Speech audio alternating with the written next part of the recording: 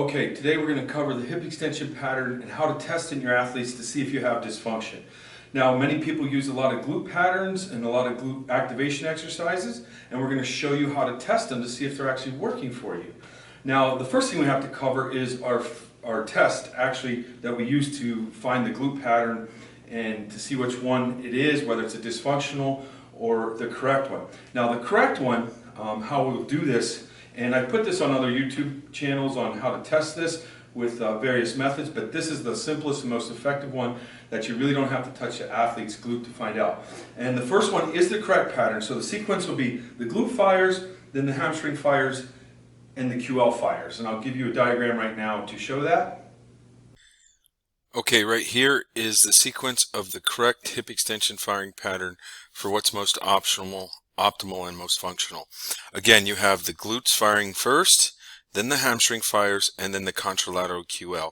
Again, this is in high performers, and I know research will say that it may not happen this way, but please understand, when they analyze this and they're running, an athlete's running, the hamstring just doesn't shut off. So when the foot strikes the ground before hip extension and hip drive starts, the hamstring has to be firing because of stability.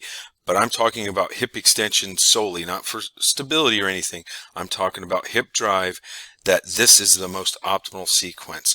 The other ones cause injuries, and we'll talk about that.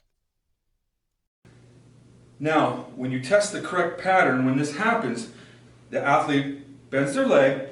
What the athlete does is they extend their hip up, and when I go to press down, what you'll find is very solid, they're with great ease, they're able to hold that glute in extension. Even with small athletes, we have a big athlete here, but small athletes, they can even hold a ton of your weight on there while they're supporting themselves and the leg. Okay, and once they're done with that, that's the actual normal glute firing pattern. This is how I test to make sure that we have the correct glute firing pattern.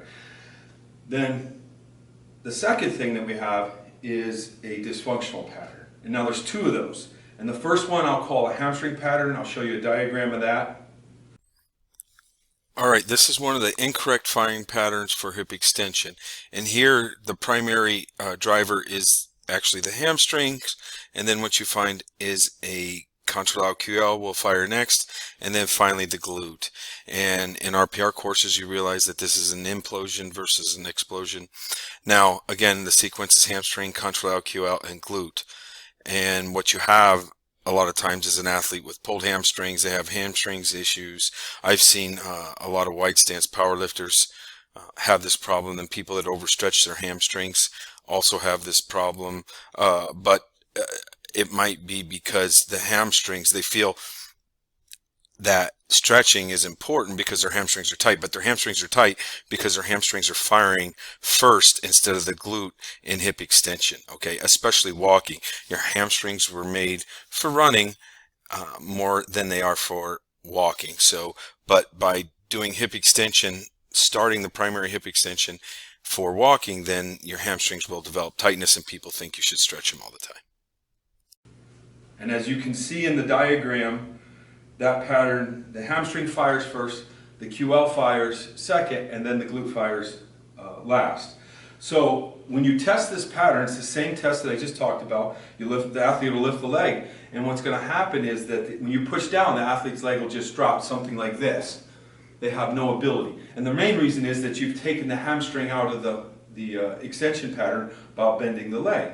So with that pattern, again, you'll lift it up, they'll hold it, they may even cramp at times in their hamstring, but when you go to push down, you may support the middle of the back. When you push, they actually drop because they have no ability to fire the hamstring for hip extension pattern, which is a bad pattern.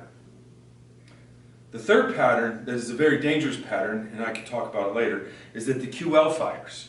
Okay, so the QL fires first, then the hamstring, and then the glute. And this is, again, to start hip extension pattern. I've addressed the issues of people say, well, this muscle's already on, and the hamstring's already on at different times. Yes, I understand that, but to initiate a powerful hip extension pattern, you need the glute to fire. But the third dysfunctional pattern happens in this test, and this is pretty simple. When the athlete lifts the leg and you go to push, this shoulder comes up because they're pulling from this area to fire the QL to to initiate hip extension, okay? So you'll see when I go to push down, that shoulder will come up off the table. They even may come up a little higher, and then you're done, and put the left leg back down. So you can see with this hip extension pattern, and it's the wrong one, it's actually the most dangerous. The contralateral QL, number one there, is firing first, then the hamstring fires, and then the glute fires.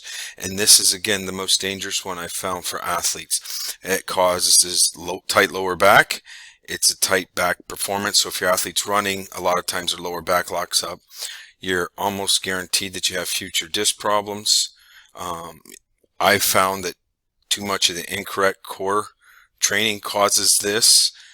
I've also seen bracing the core incorrectly is a cause of this pattern, and their four fingers should be between your hip bone and your rib bone, and a lot of times if you can't have a four-finger gap between there, this is what your pattern is, or you have some type of pattern like this, and you can check this on yourself.